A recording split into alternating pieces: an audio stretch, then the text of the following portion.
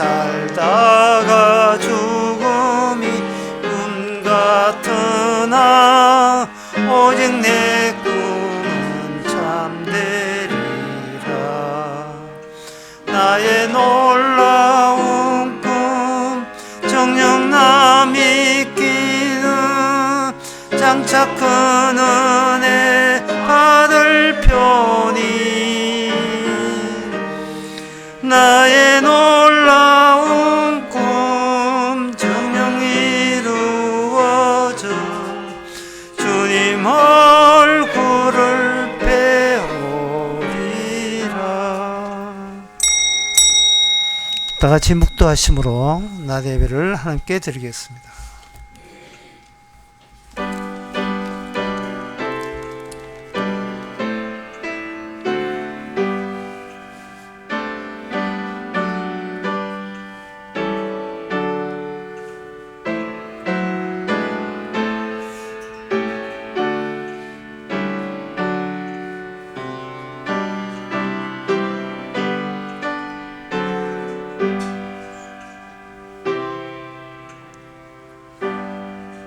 전능하사 천지를 만드신 하나님 아버지를 내가 믿사오며 그 외아들 우리 주 예수 그리스도를 믿사오니 이는 성령으로 잉태하사 동면 마리아에게 나시고 본디오 빌라도에게 고난을 받아사 십자가에 못 박혀 죽으시고 장사한 지 사흘 만에 죽은 자 가운데서 다시 살아나시며 하늘으로 전능하신 하나님이 우편에 앉아 계시다가 저희로서 산자와 죽은 자를 심판으로 오시리라. 성령을 믿사오며 거룩한 공예와 성도가 서로 통하는 것과 죄를 사하여 주시는 것과 몸이 다시 사는 것과 영원히 사는 것을 믿사옵나이다. 아멘. 배부른 자에게는 꿀이라도 싫어하고 줄인 자에게는 쓴 것이라도 다니라. 하나님 아버지, 주께서 제일 싫어하는 것이 헛세와 교만과 건방짐과 그만한 건 줄 압니다. 세상 살면서 자기를 돋보기 위해서 세상 사는 것처럼 살아가는 저희들, 이 시간 말씀으로 우리를 낮춰 주셔서 쓴 것이라도 달게 먹을 수 있는 감사하는 마음 있게 하옵소서. 예수님의 이름으로 기도합나이다. 아멘. 교동문 49번입니다.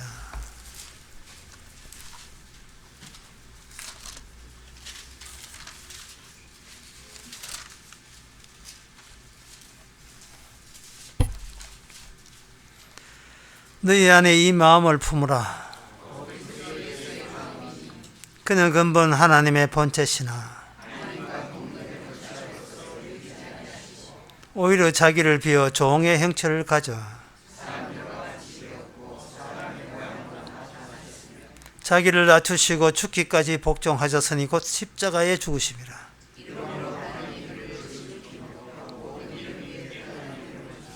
하늘에 있는 자들과 땅에 있는 자들과 땅 아래에 있는 자들로 다 같이 합시다. 모든 힘으로 예수 그리스도를 주라 시인하여 하나님 아버지께 영광을 돌리게 하셨느니라. 아멘. 자리에 앉으셔서 찬송가 29장 합시다.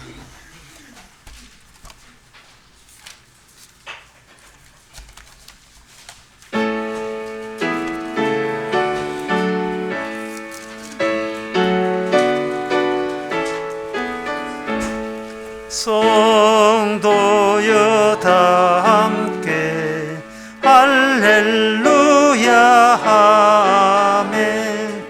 주 찬양하여라 할렐루야 아멘. 주 보좌 앞에서 택하신 은혜를 다 찬송하여라 할렐루야 아멘. 만문을 열어라 할렐루야 아멘. 온 하늘 조여라 할렐루야 아멘. 주인 조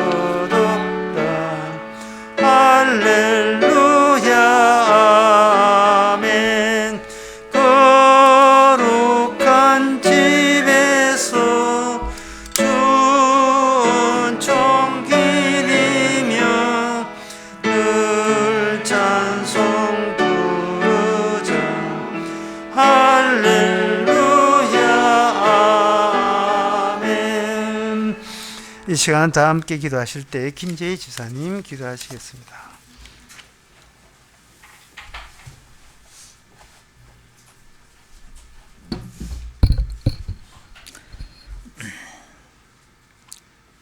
믿음은 바라는 것들 실상이요 보지 못하는 것들 증거니 선진들이 이로써 증거를 얻었느니라. 믿음으로 모든 세계가 하나의 말씀으로 지으신 줄 우리가 아나니 보이는 것은 나타나는 것으로 말미암아 된 것이 아니니라. 아버지 하나님, 제가 믿음을 모르고 믿음이 없기에 이 보이는 것으로 나의 믿음의 근거를 찾으려고 한 적이 많이 있습니다. 직책이나 신앙생활이나 그리고 누군가에 주어진 신천지 이단같이 숫자나 지파가 자기의 구원의 근거로 삼으려고 하는 사람들이 많이 있습니다. 믿음을 모르기에 여호와의 십자가의 그 지식이 나를 구원하는 줄 알고 그 지식에 얽매일 때가 많이 있습니다. 나이가 들면은 하나님께 더 가까이 갈 줄 알았지만은 보이는 것은 넷밖에 보이지 않는 말씀이 세계를 지배한다 했는데 말씀은 보이지 않고 나의 고착한 지식밖에 보이지 않는 삶을 살고 있습니다. 주님께서 십자가의 피로 우리를 구원하시기에 생명을 바쳤는데 저는 그 생명의 칼로 남을 절단하고 절개하면서 구원의 근거를 판단하는 사람이 되었습니다. 주께서 이러한 저를 불쌍히 계시고 국률이 계셔서 보이지 않는 이 믿음이 우리에게 어떻게 다가오는지 깨닫게 하여 주옵소서. 말씀으로 이루어진 세계가 말씀으로 되어진다는 그 세계를 알게 하시고 이 땅이 멸망으로 가는 땅일지라도 생명이 구원받은 자의 모습이 드러나는 삶을 살게 하여 주옵시기를 원합니다. 하루하루 우리의 삶 속에 예수님의 생명이 드러나는 삶을 살 수 있도록 말씀을 깨닫게 하시고 인도하여 주옵시고 은혜 내려 주시기를 간절히 사모합니다. 예수 그리스도 이름으로 기도합니다.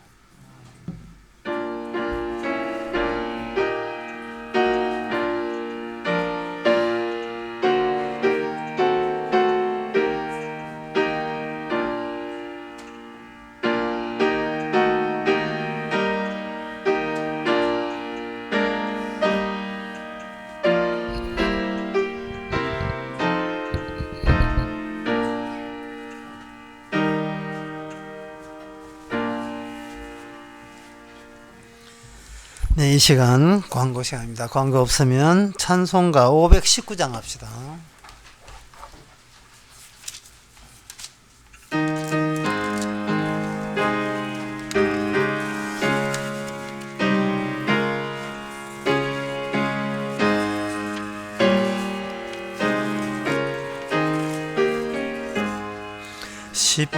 십자가를 질 수 있나 주가 물어보실 때 죽기까지 따르리 저들 대답하였다 우리의 심령 주의 것이니 당신의 항상 만드소서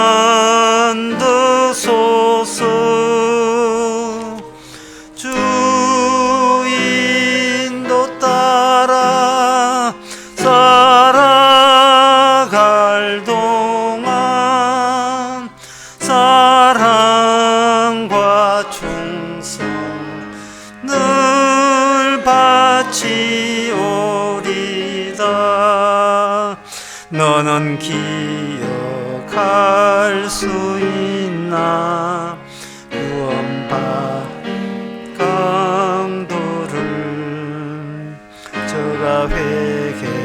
하였을 때 낙은 허락받았다.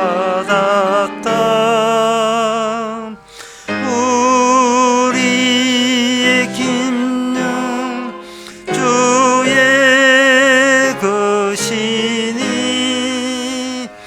당신의 형상 만드소서.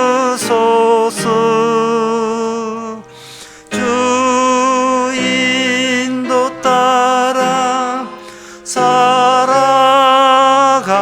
동안 사랑과 충성 늘 바치오리다. 주께 내 혼 바뀌겠나. 내가 정 믿으며 걱정 근심 어둠 그늘 저를 둘러 덮을 때 우리의 심령 주의 것이니 당신의 형상 만드소서. 주 인도 따라 살아갈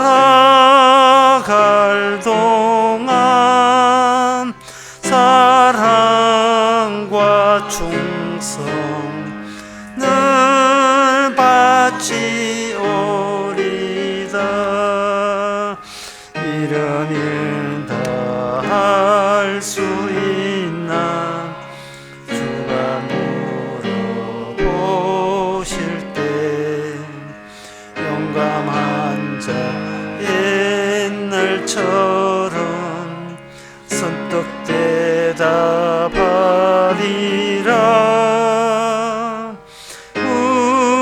우리의 심령 주의 것이니 당신의 형상 만드소서. 주 인도 따라 살아갈 동안 사랑과 충성 늘 바치오리다.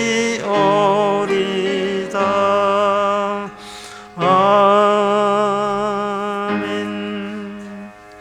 하나님의 말씀은 히브리서 13장 6절에서 7절까지입니다. 그러므로 우리가 담대히 가로되 주는 나를 돕는 자시니 내가 무서워 아니하겠노라. 사람이 내게 어찌하리요 하노라. 하나님의 말씀을 너희에게 이루고 너희를 인도하던 자들을 생각하며 저의 행실의 종말을 주의하여 보고 너희의 믿음을 본받으라. 아멘. 여기 보면 돕는 자, 주는 나를 돕는 자라고 되어 있죠. 그리고 인도하는 자가 등장합니다. 이것은 구원이라는 것은 혼자 해내지 못하는 일이다. 그게 구원이다. 이게 성경에서 말하는 구원이에요. 성경은 이미 천국을 알기 때문에 홀로 자기 노력으로서 천국 왔다는 사람을 하나님께서는 받아주지 않습니다. 넌 누구와 함께 왔지? 라고 묻습니다. 그런데 여기서 이제 문제가 우리는 태어나면서부터 내 중심으로 살아가고 있습니다. 궁극적으로 나는 남아를 소중하게 여기고 내한테 중요하게 되면 그게 전부인데 누구의 도움을 받는다? 누구가 이 나를 인도한다? 그거는 벌써 이 자존심을 스크래치 내는, 내 자존심을 상처내는 그러한 환경이죠. 모든 일을 우리가 내가 마무리해야 우리 어떤 자부심 같은 걸 갖는데, 예를 들어서 내 아니었으면 너 구원도 없어서, 이게 기쁜 소식일까요? 아니면 짜증나는 소식일까요? 내 아니면 너 구원 없어, 이 말은 그럼 나는 뭐야? 그러면 도대체 나는 당신에게 뭡니까? 왜 사람을 그렇게 노골적으로 무시해요? 구원이고 뭐고 갑자기 기분이 확 나빠지는 거예요. 왜 사람이 기분 나쁠 때는 자기 가치를 모독할 때 기분 나빠지는 거예요. 그런데 나부시는 너 구원 없어. 그럼 나는 비자립적인 존재예요. 나한테도 자유가 있습니다 라고 이야기하면 그 주님이 돕는 자니까 주님이 이야기합니다. 내가 네한테 자유를 준 것은 네가 자유롭지 못하는 것을 알리는 수단으로 자유를 줬다. 자유를 줌으로써 그 자유가 결코 나를 자유케 하는 것이 아니라는 거예요. 오히려 내게 준 자유는 내가 어디에 속박되어 있다는 사실을 알리기 위한 그러한 도구로서의 우리에게 자유가 준 겁니다. 그러면 우리가 어디에 속박되었는가? 우리 주님 입장에서 볼 때는요, 인간은 결코 인식할 수 없는 그 죄로 말미암아 천지에서 태어나서 죽을 때까지 처벌받고 있습니다. 굉장히 불합리한 거예요. 내가 알 수도 없는 법에 의해서 나는 죄인으로서 규정을 받았고, 내가 동의할 수 없는 나는 그 죄에 대해서 미처 다 동의 못하고 도대체 내 죄가 어디까지인지를 모르고 있는 상태에서 평소에 살아가는 것은 전부 다 처벌이에요. 인생 사는 것 자체가 지금 벌 받고 있는 중이에요. 그런데 벌 받고 있으면서도 억울하기 짝이 없는 게, 근데 뭔가 내가 잘못한 게 있어서 인생을 힘들게 살 것 같으면 내가 용납을 하겠는데, 지금 죄도 모르고 어디에 저촉된지도 모르면서 처벌부터 된통으로 받고 있으니, 인생 살아가는 것이 이렇게 참 불합리하고 허무하구나 하는 것을 알 수 있습니다. 어릴 때 그 아이들이 공부하면서 어릴 때 느끼는 그 트라우마가 뭐냐 하면은요, 학교 가면 숙제 준다는 거예요. 또 학교 가면 또 시험을 쳐요. 시험 치는 거, 숙제 주는 건 내가 요청하지 않았어요. 요청하지도 않는데 일방적으로 학교에서 시험 치고 숙제를 냅니다. 이거는 마치 어떤 기분이냐 하면은 잘못할 것도 없는데 학교가 내 시간을 몽땅 가져가는 거예요. 예. 그래서 애들은, 어떤 아주 철없는 애들, 2살이나 3살 애들은 이렇게 이야기합니다. 저 판사님, 우리 엄마 좀 이렇게 감옥소에 집어넣어 주세요. 왜? 엄마가 내보고 숙제하래요. 아주 철이 없는 아이들. 그런 이야기를 해요. 근데 그 철이 없지만 그 솔직한 이야기 아닙니까? 그걸 뭐라고 하냐면, 나에게는 모든 내 인생 결정할 자유가 내한테 있는데, 왜 자유가 있음에도 불구하고 그 자유가 나를 위해서 쓰여지지 못하도록 세상에 그렇게 꼬여져 가느냐 이 말이죠. 내 자유 같으면 내 좋아라고 써야 되지 않습니까? 근데 내가 결정하고 선택한 자유가 나에게 점점 나라는 게 나에 대해서 알 수 없는 쪽으로 몰아간다면, 그럼 언제까지 내 기쁨은 도대체 언제 본전 찾을 수 있느냐? 언제 얻을 수 있을까? 그 점에 대해서,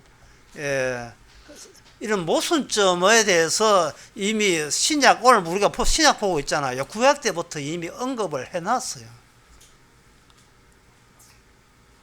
구약에서 하나님께서 희년이라는 것을 준비했거든요.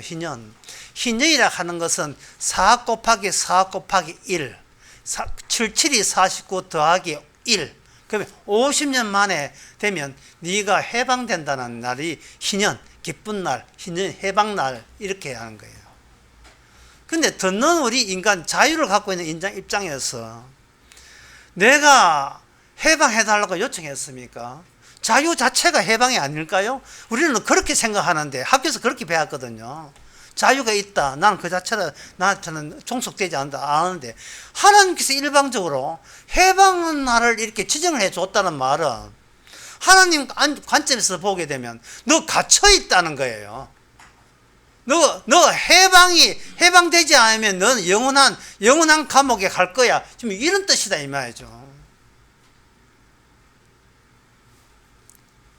그래서 이 성경을 봐도 모르겠다는 말은 그런 이야기를 하시는 분 굉장히 많아요. 성경을 봤는데 무슨 뜻인지 모르겠다는 거예요. 무슨 뜻인지 모르는 이유가 우리 인생 자체가 지금 감옥 생활하고 있다는 것을 인정하지 않기 때문에 그렇습니다. 탈출 의지가 없어요.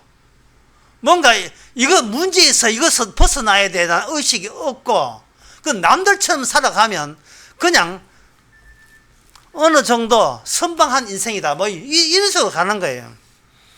성경에서 그 구약 성경 희년이라 이유가 뭐냐 하면은 우리 인간의 그 잔존 가치를 따지기 위해서 하는 겁니다. 잔존 가치라 하는 것은 예를 들어서 차를 3천만 주고 샀는데 10년을 이렇게 타고 나면 10년 타면 그 다음에 예상 남아있는 예상 차값이 50만 원 정도 할 때 50만 원이 잔존 가치예요. 하나님께서는 인간을 통해서 인간의 이 땅에서 이 세상을 굴립니다. 태어나게 하시고 굴려놓고 그 잔존 가치를 하나님께서 매기시는데 그 잔존 가치가 뭐냐면 그 죄 찌꺼기 가치예요. 죄 찌꺼기입니다. 그 이야기가 레위기 27장 1절에서 8절까지 쭉 나옵니다. 그래서 성경에서 특히 구약에서 레위기에서 신년이라는 것 그리고 여기에 성전세 서원한 성전세도 마찬가지지만 서원할 것을 값을 매길 때 주께서 모든 성경에 나오는 모든 값은 뭐냐 하면은 인간은 모르는데 하나님은 아는 그게 죄 찌꺼기 값이에요. 죄 찌꺼기 값. 그 값으로 대체되지 아니하면 죄 없는 자가 되지를 못하는 겁니다. 이게 하나님의 관점이 안목이에요. 그러면 인간의 근원적인 문제가 뭐냐? 인간의 근원적인 문제는 태어나서부터 협소한 안목으로 살아간다는 거예요. 협소한 안목. 협소한 안목이라는 말은 뭐냐 하면은 율법이 나를 이렇게 뒤집어 쓰고 있다. 율법이 이 세상을 뒤덮고 있다는 그 덮개 의식이 없는 게 협소한 안목이에요. 뭐가 내 머리 위에 율법으로 나를 억누르고 있다.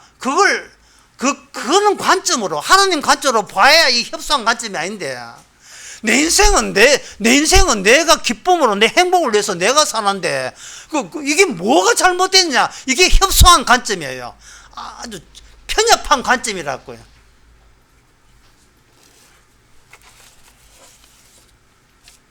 이사야 그 40장 2절에 보면 의미심장한 말이 나옵니다. 이사야 40장 2절에 참 요 기준 같은 것은 제가 권장하고 싶어요. 집에 액자를 해서 액자를 해가지고 액자 하나 만들었으면 좋을 기절에 그 네모난 액자에 들어갔으면 좋겠어요. 2절에 너희는 정다 이스라엘 예루살렘에 말하여 그것에게 외쳐 고하라.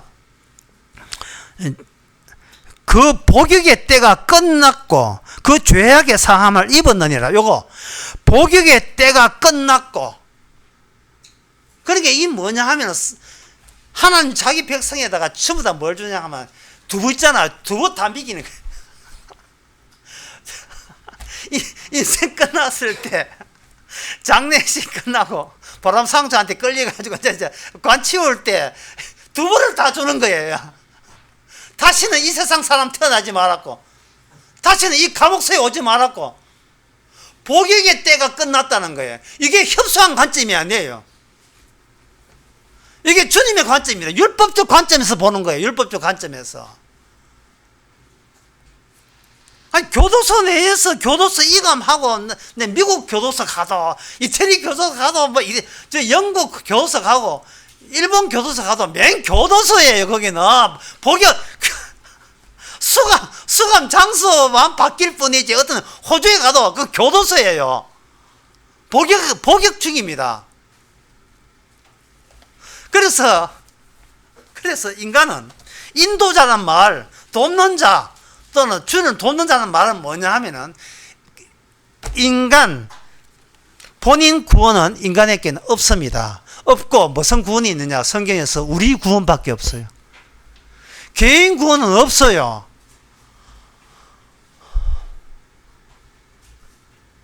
우리 구원밖에 없습니다. 우리 구원이 되려면 개인이 솔로죠. 개인의 자유가 결국 죄의 찌꺼기를 남기고, 그 죄의 찌꺼기에 대해서 그것을 잔존 가치라 여기고 그것에 대해서 값을 치르지 아니하면 여기는 구원이 우리 쪽으로 넘겨오지를 못해요. 하늘에 계신 우리 아버지여, 이름을 거룩히 여김을 받으시오며, 그때 하늘에 계신 우리 아버지예요. 우리 아버지라고요. 개인은 협소한 관점밖에 없어요. 협소한 관점에 예를 들면 이렇습니다. 어떤 어릴 때 같이 지내던 친척이 있었는데, 그 친척을 우연히 50년 만에 만났습니다. 그런데 그 친척이 나를 보고 하는 말이, 너 어릴 때 김밥 굉장히 좋아했지. 그래서 내가 50년에 만났으니까 내가 오늘 너를 김밥 거하게 오늘 한번 내가 차려줄게. 이게 얼마나 협소한 관점입니까? 김밥은 이미 다 먹어봤어요. 그건 어릴 때 김밥 잘 못 먹을 때 어릴 때의 관점이잖아요. 그런데 그 친척 그 어른은 아직도 그 어릴 때 협소한 관점을 그대로 유지하고 있는 겁니다. 제가 김밥 어릴 때 그렇게 좋아했는데 내 미기 줘야지. 지금 김밥 먹을 군복입니까? 김밥 주면 감사하죠. 예를 들어서 더 비싼 거 있는데 더 비싼 거 있잖아요. 근데 김밥 한 줄 3,000원 가지고 때울 수는 없는 거 아닙니까? 그처럼 우리가 하나님께서 이걸 인도한다는 것은 협소한 우리의 관점에서 탈출을 하는 거예요. 벗어나는 겁니다. 이게 혼자서는 안 돼요.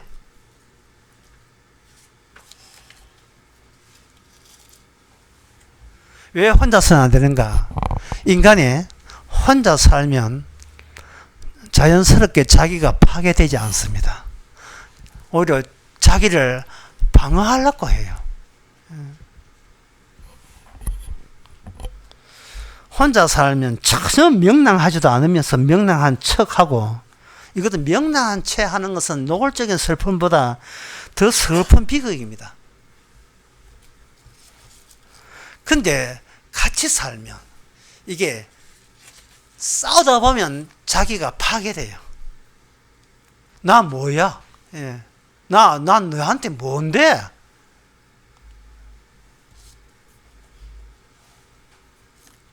참, 사람이 자기 위주로 하나하나가 살면, 이 독소를 품은 이건 암 조직체 같아요. 돌출된 암 조직체. 인간이 하나하나 그렇게 돕는 자도 필요 없어. 나는 인도자도 필요 없어. 난 내 인생 내 자유로 할 거야. 이렇게 되어버리면 그 사람은 결국 자기의 원판을 드러내는데, 인간의 원판은, 인간의 그 옛사람은 뭐든지 혼자 살아야 되니까 뭐든지 끌어모아서 소유를 해요. 내 것 만든다고요.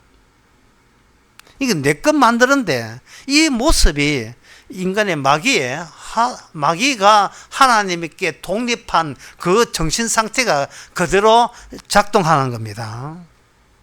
그래서 이게 물론 혼자 사는 사람이 교회에 나올 수 있지만 결국은 어디로 빠졌냐 하면은요, 자기 자신이 파괴되기가 저하기 때문에 처음에는 이렇게 성경 말씀을 보다가 나중에는 점점 이 복음의 깊이가 더가게 되면 이렇게 외칩니다. 나 예수 없는 지옥이 더 좋아.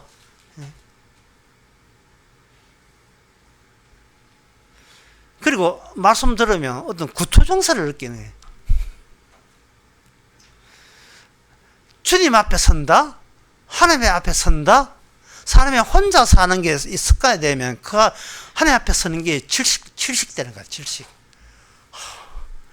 도저히 못 견뎌요. 다시 나 홀로 있고 싶어. 자꾸 나 홀로. 인도자도 귀찮고 구원자도 귀찮고 나는 내 곁에 내가 있고 싶어요. 예? 특히 그 젊은 사람들이 기성세에 결혼을 안 한다 하잖아요. 젊은 사람들이 이 결혼을 안 하고 또 결혼에 흥미를 안 느끼는 이유는 결혼에 대해서 아는 게 없어 그래요. 결혼을 하는 것은 내가 파괴되는 게 결혼이에요. 그런데 결혼을 뭐로 보냐 하면 나를 행복하게 해줄 거라고 생각하는 거예요.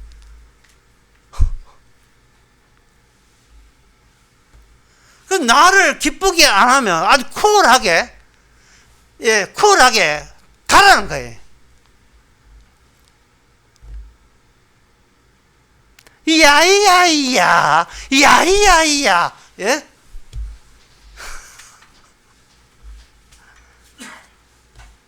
언제나 내 곁에 내가 있고 싶다.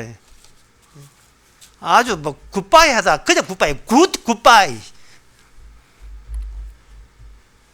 난 굿바이 노래를 잘 못하겠어요. 이게 원래 하사가 부르는 하사가 불렀던 그 굿바이 가사 이런 게 있어요. 이 세상 내 편 들어줄 사람은 하나 없고 나는 내 곁에 있다는 거예요. 이것을 이런 주제를 해서 상 받은 유명한 1975년도 난 상 받은 책이 나옵니다. 너무너무 사람들이 공감을 해가지고 받은 책이 이름이 내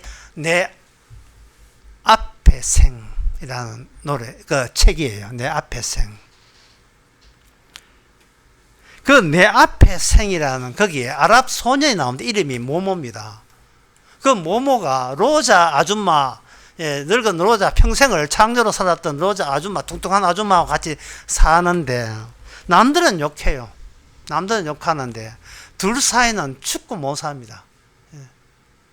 아버지가 버린 아랍 소년, 그리고 그 아랍 소년을 지 아들처럼 여기면서 6층짜리 아파트, 몸무게가 95kg 나는 그 힘을 힘들게 했어요. 그러면서도 부축하면서 그 늙은 아줌마를 도와주는 그 모모. 심지어 그 모모는 개까지 얼마나 사랑하는지요. 자기 개 하나 파는데 500달러 주니까 500달러 주고 개를 못 키워서 내보내는데 그 500달러 같으면 그 큰 돈이죠. 그 옛날에 프랑스에서 몬산 큰 돈이니까 그걸 하수구에 집어넣어 버립니다. 내가 내 개 팔아먹는 인간 되기 싫다. 그 책에서 반복해서 나오는 문장이 있어요. 뭐냐 하면 사람은 사랑 없이는 못 살 수가 없다는 거예요. 사람은 사랑 없이는 살 수가 없다. 사람은 사랑 없이는 살 수가 없다. 김만준이라는 사람이 뭐 가지고 가사에 나와요. 그런데 제가 보기에는 신에 대해서 인간이 마지막 할 수 있는 항변은 뭐냐? 그거예요.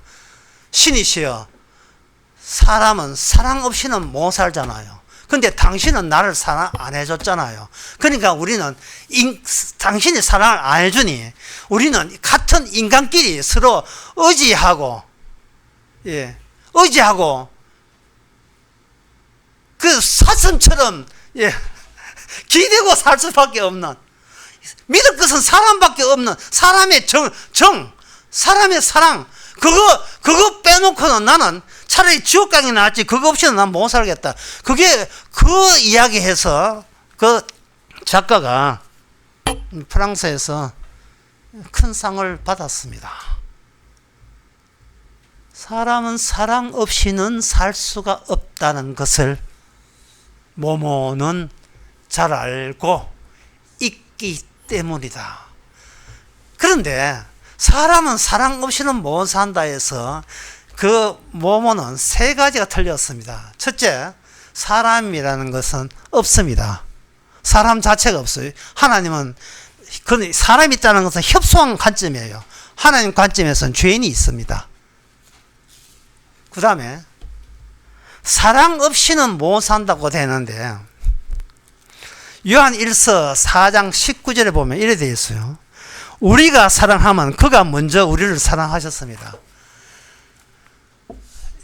인간이 요청한 사랑은 이거는 사랑이 아니었습니다. 이 구원에 대해서 흔히 언급하는 그 대목 중에 하나가 바로 십자가 사건 때 두 강도 이야기예요.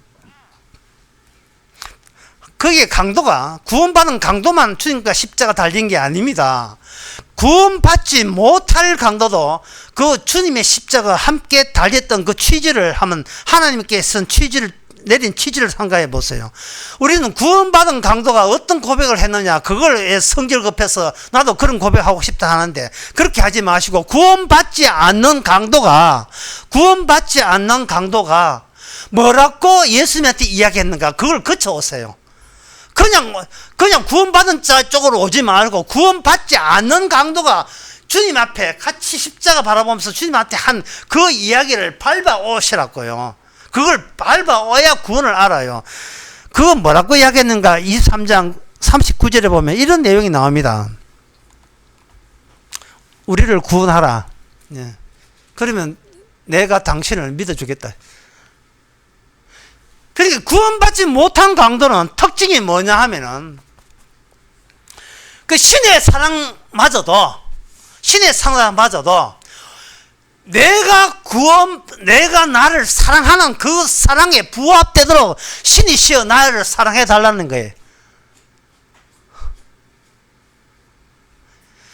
그 강도는 지금 구원을 거래인 줄 알고 있어요. 하나님이 먼저 나를 사랑한다면 내가 당신을 사랑할 용기가 되어 있습니다. 이게 바로 구원받지 못한 강도예요. 잘 납득이 안 되십니까? 납득 안 되신다면 누가복음 15장 4절에서 나오는 5절은 더욱더 납득이 안 될 거예요. 제가 한번 읽어보겠습니다. 예수께서 저희께 비유를 이르시되 너희 중에 어떤 양이 100마리가 있는데 그 중에 하나를 잃어버리면 아홉 마리를 덜에 두고 그 잃은 것을 찾도록 찾아다니지 아니하느냐. 또 찾은적 즐거워 어깨에 메고 집에 와서 그 벗과 이웃을 불러 모으고 말하되 나와 함께 즐기자 나의 잃은 양을 찾았노라. 이래 되어 있어요. 99마리는 덜덜입니다. 세상에 하나님께서 자기 백성을 구원하는데 양을 버리고 양을 찾는 방식을 사용할 줄 누가 알았겠습니까? 99양을 버리는 방식으로 한 마리 양을 찾는 거예요. 하나님의 관심은 잃어버린 적이 있는 양, 거기에 꽂혀 있습니다. 잃어버린 적이 있는 양. 잃어버린 양의 특징은요, 뭐가 없느냐 하면은 돕는 자도 없고 그리고 인도자도 없어요. 그런데 그 잃어버린 양은 그 인도자나 돕자를 찾아가는 방법도 없어요. 몰라요. 그냥 멍하니 있어요. 여러분, 이 구원이라는 것이 이처럼 이해하기가 굉장히 구원이 어렵습니다. 이 구원하는 것이 왜 어렵냐 하면 인간은 태어날 때부터 솔로예요. 인간은 태어날 때부터 우리라는 개념이 없어요. 절대적으로 자기밖에 모르는, 자기가 솔로, 자기밖에 모르는 채로 태어났기 때문에 구원이 되든 하나님이 되든 천국이 되든 전부 다 자기 위주입니다. 이 병을 이것을 벗어날 수 없어요. 근데 하나님 보시기는 그게 지금 복역적이거든요. 교도소에 갇혀 있는 거예요. 율법의 저주 안에 갇혀 있는 그 모양새다 이 말이죠. 주님께서 그 사람, 그를 가운데서 찾아가서 자기 백성을 건져내려면 참 주님께서 어지간해도 고생을 많이 해야 됩니다. 태어나면서 자기밖에 모르니까 자기밖에 모르는 그 믿음, 소망, 사랑이라도 그 모든 것은 자기에게로 오는 거예요. 자기에게로. 여러분들이 다른 사람에게 전도한 본 적이 있습니까? 전도하게 되면 그 상대방이 다 듣고 뭐라고 하냐 알아요? 예? 하나님 불러도 하나님 보여도 그러면 내가 믿겠다. 네, 믿겠다고 이야기 하잖아요. 근데 누가복음 24장에서 하나님 오셨잖아요. 바로 옆에 구원받지 못한 옆에 강도가 하나님 오셨잖아요. 그 오신 그 강도가 보기에 예수님은 전혀 구원자답지 못해요. 하나님답지 못해요. 그걸 세상이 저걸 하나님의 사랑이라고 용납 못해요. 이해 받아줄 수 없습니다. 왜? 자기 처지가 지금 몰락하고 있는 처지이기 때문에.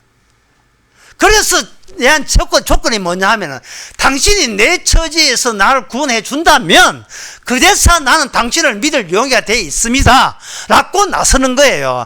그래서 그게 탈락이에요. 그게 탈락이라고요. 왜냐하면 사람은 자기가 믿고 싶은 것을 믿어요. 근데 잃어버린 양들, 다시 말해서 자기밖에 모르는 양인데 주께서 찾아와서 그 사람을 건져준 사람 같으면 내가 뭘 믿고 싶으냐에서 떠나요. 그것을 떠나서 뭐냐면 무엇이 사실인가를 봅니다. 무엇이 사실인가. 벌써 안목이 협소한 안목이 아니죠. 전체 안목을 한꺼번에 확 다가오죠. 빌립보서 그 2장 10절에 이런 말씀 나옵니다. 2장 10절에 아까 교동문 할 때도 잠시 나왔는데요. 예수님께서 2장 9절에 보면 예수님이 십자가에 죽으심이라 하고, 그러므로 하나님이 2장 8절에 그리고 9절에 그러므로 하나님이 그를 지극히 높여 모든 이름이 뛰어난 이름을 주사, 그 다음에 10절을 보세요. 하늘에 있는 자들과 땅에 있는 자들과 그 다음에 땅 아래 있는 자들, 땅 아래 있는 자들. 인간은 죽어도 주님 품 안에서 빼도 박도 못한다는 거예요. 죽어도 땅 아래 묻혀도 그것조차도 결국은 주의 이름에 무릎을 꿇을 때가 온다는 거예요. 이거는 사실의 문제예요. 이거는 뭐 살아있으면서 뭘 믿고 뭘 빼고 자시고 할 거래. 이 전체 다를 뭐 전체 다. 내가 태어나서 이 땅에 살고 죽는다 할지라도 그 전체를 한꺼번에 다 알아버리면, 다 봐버리면 어느 경우라도 주님의 통치에서 벗어날 자는 없다는 거. 이게 그러면 뭐가 되느냐? 나에게서 떠나는 게 돼요. 나에서 떠나는 거예요. 자, 아까 질문 다시 돌아봅시다. 어떤 사람 봅니다. 하나님을 보여주면 믿겠다. 그런데 그 질문은 사실은 전도한 그 사람이 시비 걸기 위해서 하는 이야기 하기 전에 우리가 우리 자신부터 죽을 때까지 우리 자신에게 질문된 질문이에요. 하나님 있어야 하나님이 우리를 돕는 자요. 하나님이 우리를 인도자라면, 인도자라 하는 것은 하나님이 붙여준 인도자를 말합니다. 그럼 하나님이 인도하는 방식이에요. 하나님이 인도자라면 내가 어떻게 하나님을 제 앞에 소환시킬 수 있습니까? 하나님. 라는 질문. 질문을 짧게 하겠습니다. 하나님은 어떻게 제가 하나님 볼 수 있도록 제 앞에 등장하시겠습니까? 라는 질문. 그것을 남들한테 듣지 마시고 우리가 평소에 수시로 이 질문을 얼마나 우리한테 해대했습니까? 많이 했거든요. 그걸 차마 남한테 말은 못하죠. 왜? 네 아직도 하나님 안 믿는구나. 이렇게 비양난 될까봐 짜증나가지고. 말은 안 하지만. 하나님이 여기 있다는 것을 어떻게 내가 확인할 수 있습니까? 확인만 된다면 내가 그 주님을 위해서 내 목이라도 내놓겠습니다. 근데 지금 확인이 안 되니까 긴가민가 하니까 내가 믿는지 안 믿는지 이것도 불안하니까 내 정서도 같이 불안해지고 내 믿음도 같이 흔들리고 내 인생 전체가 불안정해서 이렇게 견딜 수가 없다. 하나님이 어서 나타내 주소서. 거기에 대한 질문. 답변 들어갑니다. 요한복음 4장 51절에서 53절.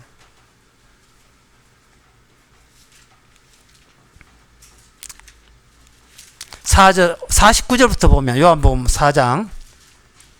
신하가 가로되 주여 내 아이가 죽기 전에 내려오소서. 예수께서 가라사대 가라 내 아들이 살았다 하신대. 그 사람이 예수의 하신 말씀을 믿고 가더니 내려가는 길에서 그 종들이 오다가 만나서 아이가 살았다 하거늘 그 낳기 시작한 때를 물은즉 어제 제 7시에 열기가 떨어졌나이다 하는지라. 아비가 예수께서 내 아들을 살렸다 하신 말씀이 그때인 줄 알고 자기와 온 집을 믿으니라 이랬어요. 이것이 예수께서 위대하게 오신 두 번째 표적이다. 이게 무슨 이야기냐 하면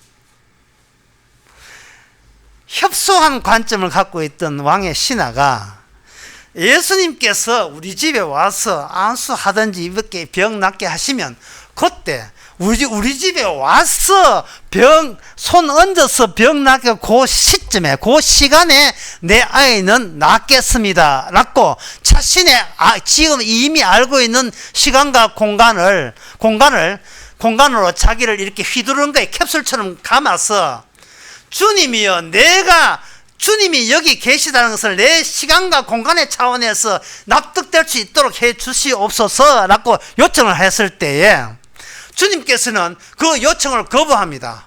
거부하고 그냥 가라고. 그냥 갔는데 진짜 그냥 가니까 세상에 자기 그 신하의 그 아들이 병이 나았어요. 나았을 때 그때 뭐라고 하냐면 그 낳게 된 아비가 말하기를 자신의 기존의 공간을 벗어납니다. 벗어나서 예수님께서 말씀하셨던 그때에 이미 그때 내가 확인 안 봐도 그때 우리 아들의 병은 나았다. 그렇다면 지금 주님이 어디 계십니까? 주님을 보여주세요. 주님이 보여주면 믿겠습니다 하는 것은 지금 뭐가 문제냐 하면 나라는 이 존재가 주님이 하시는 모든 이 우주의 일을 지금 가리고 있다는 것을 발견한 거예요. 내 협소한 관점이 주의 은혜와 사랑을 가리고 있는 거예요. 그러면 지금 관건이 뭐냐 하면 어떻게 나의 구원은 소멸되고 우리의 구원으로 전화되는가. 지금 그 이야기거든요. 나 구원은 없습니다. 우리 구원이에요. 근데 우리 구원이 지금 되는데 뭐가 막아요? 지금 태어날 때부터 내 위주가 내 밖에 모르는 내 생각이 지금 방해가 되잖아요. 그럼 나라는 것을 없애기 위해서 주께서 찾아오실 때 뭐라고 찾아가면 아이고 이 잃어버린 양이 여기 있었네. 그 잃어버린 양의 관점으로 찾아오는 거예요. 잃어버린 거예요.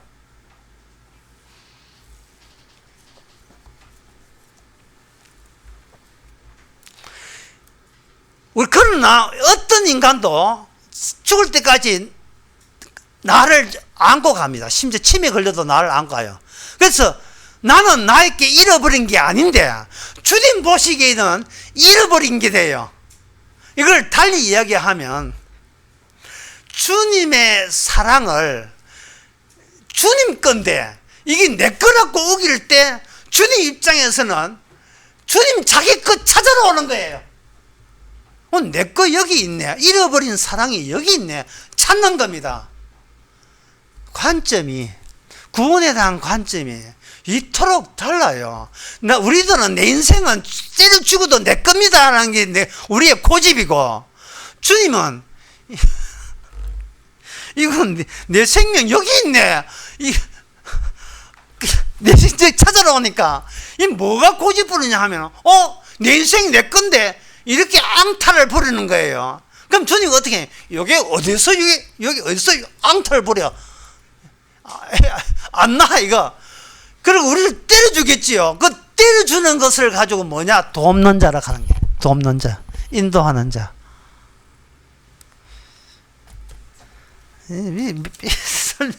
이게 설명보다도 실제로 예수님께서 하신 일이 하게 되면 훨씬 더 성령 받은 여러분들은 이해하실 거예요. 요한복음 21장에서 예수님께서 제자들 십자가 질 때 제자들과 헤어집니다. 잠시 헤어져요. 그 제자들은 예수님을 잃어버렸습니다. 끝나서 우리 고기 잡으러 가자 합니다. 근데 고기 잡으러 가는 그 제자들에게 21장에 다시 찾아와요. 세 번째 찾아옵니다. 찾아오면서 뭐라고 하냐 하면은 이게 14절에 보면 이것은 예수께서 죽은 자 가운데서 살아나신 후에 세 번째로 제자들에게 나타나신 것이다. 죽은 자 가운데 살아났습니다. 근데 제자들의 시간과 공간 의식은 뭐냐? 이미 죽은 자는 자기가 관여할 필요 없이 자기들은 산자에 속했다고 생각한 거예요. 그러나 주님 입장에서는, 주님의 시공간에서는 그 주님이 살아있는 그 부활의 세계에 잃어버린 자기 제자들을 강제로 데려와야 돼요. 데려오기 위해서는 세 번째 찾아가서 뭐하냐, 무슨 이야기를 하냐, 이렇게 해요. 시몬아, 네가 이 사람들보다 나를 더 사랑하느냐, 이래 나와요. 이게 사랑이 나옵니다. 내를 더 사랑하느냐. 그럴 때 베드로가 정답을 이야기합니다. 제가 주님을 사랑을 안 했음을 주님이 알잖아요. 주님이 십자가 질 때 도망쳤건 주님이 뻔히 아시고, 십자가 질 때 주님을 배신하는 거 주님께서 벌써 다 알고 계시잖아요.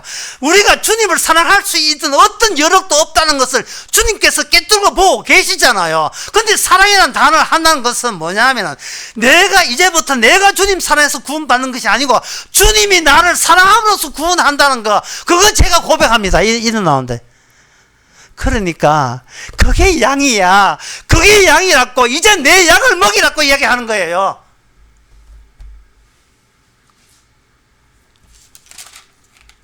주의 일을 누가 방해합니까? 우리 인간이 방해하는 거예요. 주의 일을. 그래놓고 우리는 우리 구원이라는 개념은 없고, 나만 구원받으면 천당 가면 된다는 거예요.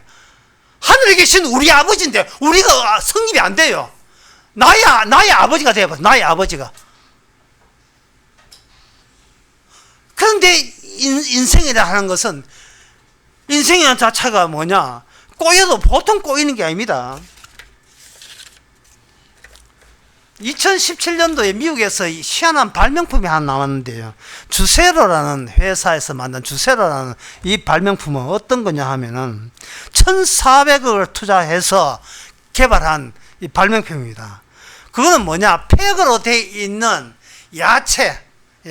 그 인간은 야채로 먹게 돼 있다. 그게 고기 먹으면 온갖 잡병이 다 생기니까 야채 먹고 건강합시다. 그 채식주의 운동을 하는 그 사람이 1,300을 투자해서 기계를 만들어서 나만 건강하면 되겠어? 다른 사람도 건강해야지. 그래서 채소 먹으라고 했는데 사람들이 말을 안 듣는 이유가, 채소 가라는데 너무 이렇게 번잡스러우니까 옳지, 기계를 만들자. 기계를 어떻게 만드느냐?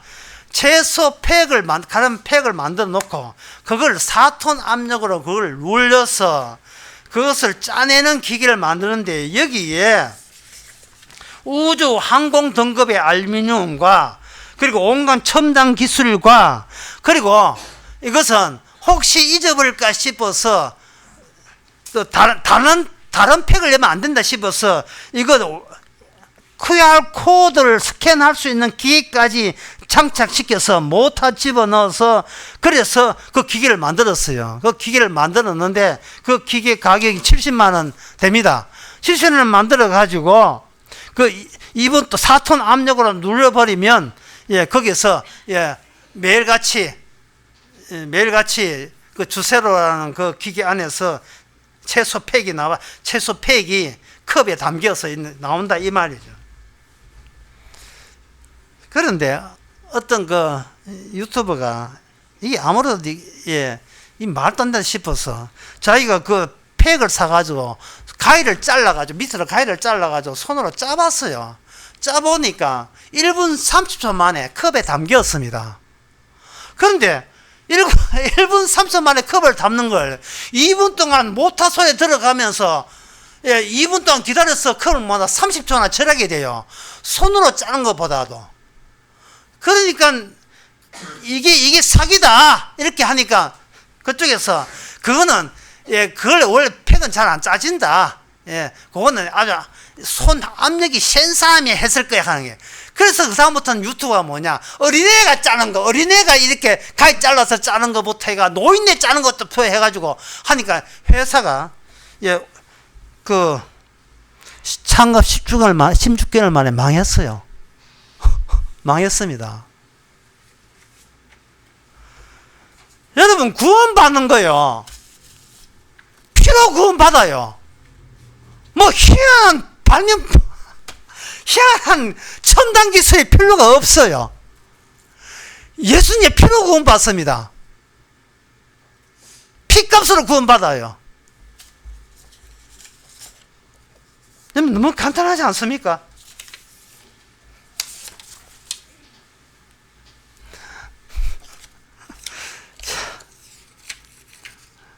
그 피값으로 구원받는데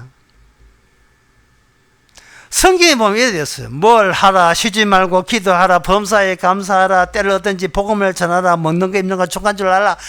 왜 그러한 잔소리 같은 많은 성경지를 나오잖아요. 나오는 것은 뭐냐 하면은 그 피로 구원받는 이유가 인간은 어떤 경우라도 그 죄에서 타고난 죄에서 벗어날 위인이 아무도 없기 때문에 그렇습니다. 특히 인간의 죄 중에 뭐가 죄냐 하면 법을 지키려고 하는 게 죄예요. 법을 지키는 게.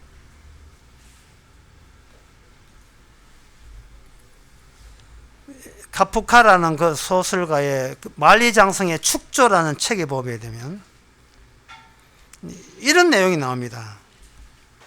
이것도 설교 녹취하신 분을 해서 제가 천천히 읽어야 돼요. 빨리 하면 그분한테 부담되니까. 이게 무슨 내용이냐 하면 왕이 중국의 황제가 칙령을 칙사한테 넘겨서 만리장성을 축조하는 그 현장 인부들에게 명령을 전달하는 그 장면을 묘사한 거예요. 칙사는 곧 길을 떠났다.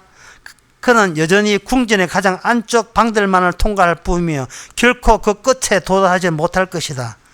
그리고 설령 그가 성공한다 할지라도 아무것도 시작하지 않을 것이다. 그는 계단을 내려가서 스스로 싸워야 된다. 근데 계단 궁정을 지나면 두 번째 외곽 궁정, 또다시 계단과 궁정, 또다시 궁전. 이렇게 수천 년 지나도 궁전밖에 못 넘어간다. 따라서 왕의 칙령은, 칙사의 명령은 현장에 있는, 만리장 현장에 있는 인부들에게 전달되지 못한다. 이런 내용이에요. 이게 무슨 내용이냐? 이게 뭐냐 하면은, 주님 성경 말씀을 바리새인처럼 지켜서 구원받고자 하려고 여기에 항공 첨단 기술에다가 온갖 윤리적 도덕적 테크닉들을 다 동원시키고 내 갖고 있는 모든 양심까지 다 동원시키고 어떤 걸 집어넣어도 예수님의 그 피로 구원받는 걸 대신할 수 없다 이 말입니다. 예? 교회라는 걸 동원하고 종교라는 걸 동원하고 신학을 동원해도 왜? 하나님은 인간을 너무 알아요. 주님은 인간을 알거든요. 예수여 나를 구원해 주면 내가 당신 믿어줄게. 이런 인간은 구원되지는 못합니다. 그러면 어떻게 구원받는가? 옆에 있는 강도를 한가 보세요. 옆에 있는 강도는 뭐였습니까? 이거예요. 내가 강도질해서 죽는 게 아니고 애초부터 죽어서 태어났다는 거예요. 죽음 자체로, 죽음을 팩으로 삼아서 태어났다는 사실을 이제서 강도질해서 잡혀서 이제서 알게 되었다는 겁니다. 예수님이 십자가를 보면서. 내 피는 소용없어요. 내 피는 저 주님의 피만이 우리의 모든 죄를 다 씻을 수가 있습니다. 이걸 인도하기 위해서, 이걸 돕기 위해서 주님께서는 뭘 하셨는가? 그 말씀하고 마치겠습니다. 자, 이걸 어떻게 하기 위해서 주께서 어떻게 하셨는가? 일단 인간은 교도소에서 출생하게 만듭니다. 복역의 때니까 교도소에 출생하게 되면 그 교도소에 누가 있느냐? 그 교도소에 감독관들이 있어요. 간수들이 있죠. 간수들이 뭘 하냐 하면 간수들이 천사들이에요. 천사들이 그리고 또 여기에 또 변호사가 있어요. 변호사가 있는데 그게 요한복음 16장 이야기입니다. 요한복음 16장 12절에서 17절에 보면 내가 아직도 너희에게 이를 것이 많으나 지금은 너희가 감당치 못하리라. 그러나 진리의 성령이 오시면, 예수님이 제자들에게 십자가 지기 전에 이야기하는 거예요. 그러하면 진리의 성령이 오시면 그가 너희의 모든 진리 가운데 인도하리니 그가 자의로 말하지 않고 성령이 자기 마음대로 이야기하지 않고 지금 내가 오직 듣는 것을 말하며 장래 일을 내 것을 가지고 내 것을, 그게 예수님 자신의 것을 오실 그 보혜사, 변호사, 그 성령님이 너에게 이야기할 것이다. 한 그 이야기가 뭐냐? 바로 그 요한복음 16장에 나오는 보혜사가 오게 되면 그가 와서 죄에 대해서, 의에 대해서, 심판에 대해서 세상을 책망한다. 그러니까 그렇게 교도소 내에 천사까지 보내주시고 거기다가 친절하게 성령께서 또 오시고, 그러면 교도소장은 누구냐? 교도소장은 심판주가 되시죠. 교도소장은 우리 주님이 교도소장이에요. 이러한 장치는 우리에게 뭘 이야기하느냐? 내가 갇혀있다는 것, 이 세상 자체에 갇혀있다는 의식을 이 천사나 성령께서 우리에게 알게 하십니다.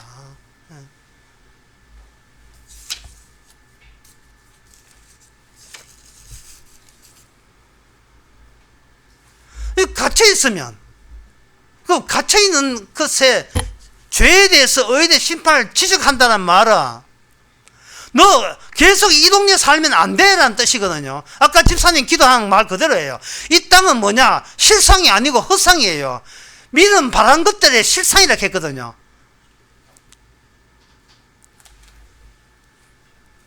보이는 것으로 설명이 안 된다는 겁니다. 보이는 것은 나타난 것으로 되는 것이 아니라 했어요. 그런데 감옥이 너무 넓다 보니까, 이 감옥이 넓거든요. 감옥 그냥 또 사람들이 안 보내요. 감옥소에서. 내년 2006년 6월 달에 무슨 일이냐 하면요, 월드컵 경기가 있습니다. 이 감옥인 감옥인데 이게 손흥민이가 기다려줘요. 또 해야 되고, 또 이제 여러분 나름대로 갯돈 타는 날도 있을 거고, 아직 시집 안 간 딸이 또 시집 가야도 되고요. 아들 지금 장가 안 갔잖아요. 아들 장가도 가야 되지. 또 아들 또 시집 가가 또 아파트 하나 사야지. 또 그때도 아빠만 지금 교도소라는 의식이 없고, 이래서 복역의 때를 보내고 있다는 의식이 없고, 그냥 눌러 앉을 생각을 하는 거예요. 어떻게 행복하게. 근데 거기서 오는 기쁨, 그 기쁨은 성경에서 말하는 기쁨이 아니에요. 주님께서 우리의 죄를 지적함으로써, 지적한다는 것은 너가 잃어버렸다는 사실. 잃어버렸는데 그 잃어버린다고 하시는 분이 그냥 찾아와서 자신의 피로 모든 것을 찬종 가치를 피로써 해결을 했잖아요. 그 값이 하나님 인정하는 값은 피밖에 없습니다. 다시 이야기합니다. 하나님 인정하는 값은 피밖에 없어요. 그러면 네가 이 세상에 살아가면서 기쁨은 뭐냐? 협소한 안목 가져는 기쁨 말고 더 율법을 뚫고 그 위에 있는 사랑, 네가 나를 사랑한 것이 아니고 내가 너를 사랑한 그 사랑을 알고 기뻐해야 되겠죠. 그래서 빌립보서 4장에 보면 이렇게 되어 있습니다. 성도는 이렇게 살아야 된다는 게, 주 안에서 항상 기뻐하라. 내가 다시 말하노니 기뻐하라. 11절에 내가 궁핍의 함으로 말한 것이 아니라 어떤 형편에 있든지 내가 자족하기를 배웠노라. 내가 비천에 처할 줄도 알고 풍부에 처할 줄도 알아. 모든 일에 배부르며 배고픔과 풍부와 궁핍에도 일체의 비결을 배웠노라. 그 비결이 뭐냐? 내게 능력 주신 자 안에서 내가 모든 것을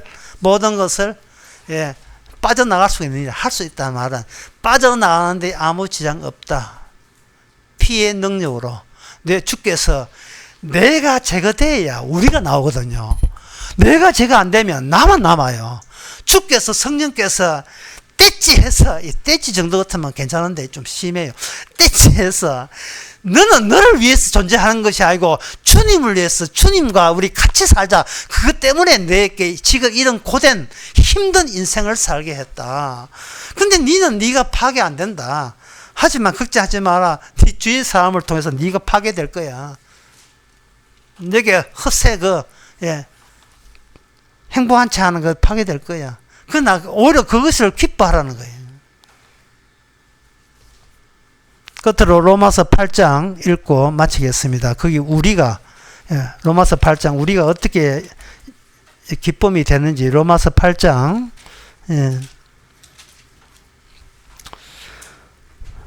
16절부터 해보면 성령이 아바 아버지라 영을 받고 아바 아저라 부르짖느니라. 성령이 친히 우리 영으로 말미암아, 우리 영으로 말미암아 우리가 하나님의 자녀된 것 증거하느니, 여기 우리의 예수님 포함됩니다. 맏아들이니까.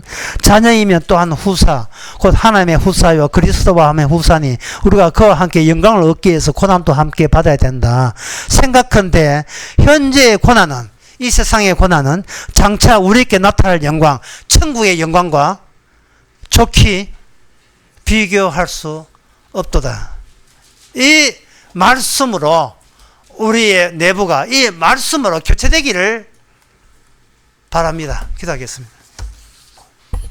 하나님 아버지, 말씀을 들어야 할 자리에 나의 고집과 헛으로 가득 차 있지는 않은지, 우리 자신을 우리 자기가 잘 모르고 있는 입장에서 너무나 잘 아시는 주님께서 성령을 통해서 말씀으로 지적해 주시니 감사합니다. 이 지적을 통해서 복역의 때가 이미 끝났다는 것, 이제는 빠져나갈 일만 남았다는 그 기쁨이 높은 안목에서, 전체 안목에서 우리께 주어지는 것, 그 자체를 감사할 수 있는 저희들 되게 하옵소서. 예수님의 이름으로 기도합나이다. 아멘. 다 같이 일어나셔서 478장 합시다.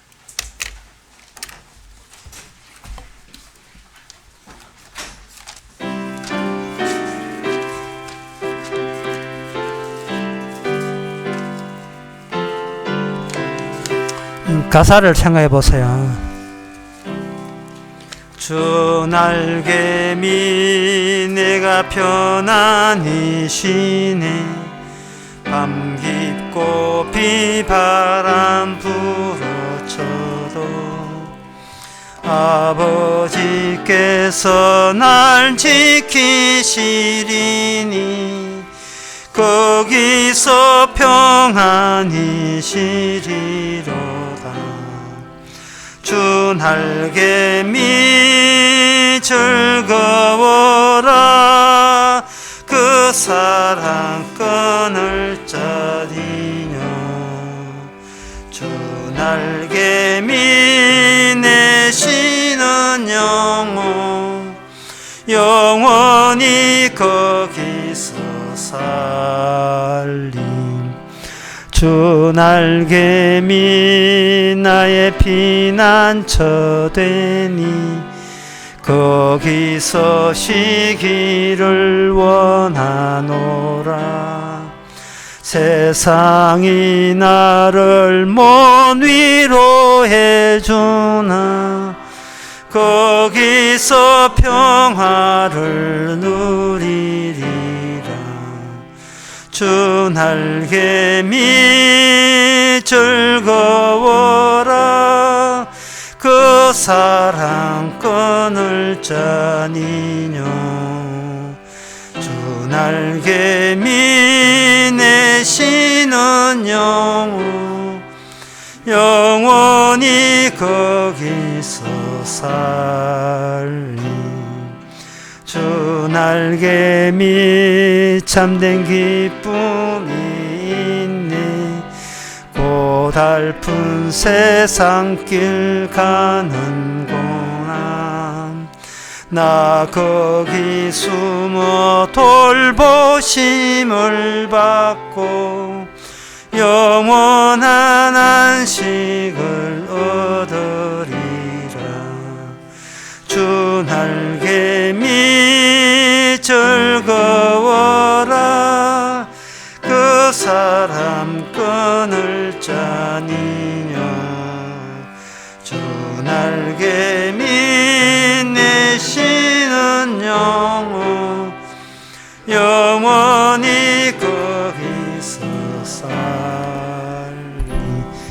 기도합시다. 지금은 우리 주 예수 그리스도 은혜와 하나님의 크신 사랑과 성령의 충만하심이 이제는 주님과 운명 공동체가 되었음을 기뻐하고 감사하는 모든 성도들과 함께 있을지어다.